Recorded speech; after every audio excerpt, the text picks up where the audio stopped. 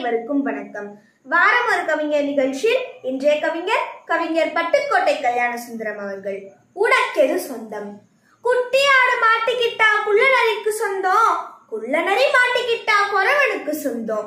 தட்டு கெட்ட மனிதர் கண்ணில் பட்டதெல்லாம் சொந்தம், சட்டப்படி பார்க்க போனால் 8 அடிதான் சொந்தம். உனக்கெது சொந்தம், எனக்கெது சொந்தம், உலகத்துக்கு எதுதான் சொந்தமடா.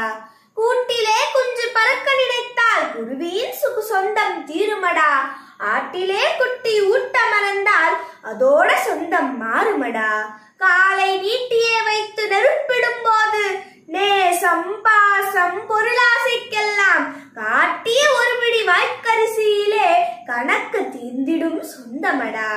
பாவ சரக்குகளை பணத்தாலே முடி வைத்து பாசாங்க வேலை செய்த பகல் வேஷக்காரர்களுக்கும் ஆபத்தில் சிக்கி அழிந்தார்களானாலும் அடுத்தடுத்து வந்தவரும் அவர்களுக்கு தம்பிகளடா.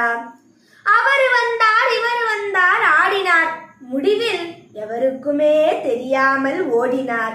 மனதில் இருந்ததெல்லாம் மறந்து கண்ணை மூடினார். செவுர வச்சு காத்தாலும் செல்வமெல்லாம் சேர்த்தாலும் செத்த பின்னே அத்துணைக்கும் சொந்தக்காரர் யாரு? நீ துணிவிருந்தா கூறு.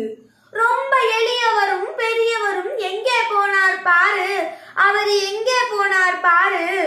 பொம்பளை எத்தனை ஆம்பளை எத்தனை, பிறந்ததெத்தனை இறந்ததெத்தனை, வம்பிலே மாட்டி போனதெத்தனை, மானக்கேடாய் ஆனதெத்தனை.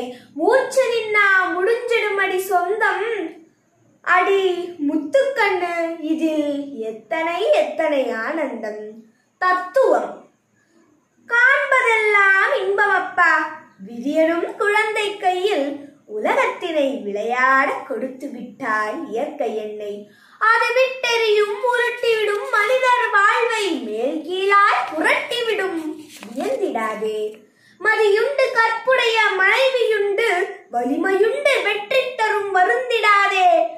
எதிர்த்து வரும் துன்பத்தை மிதிக்கும் தன்மை எய்துவிட்டால் காண்பதெல்லாம் இன்பமப்பா. நன்றி, வணக்கம்.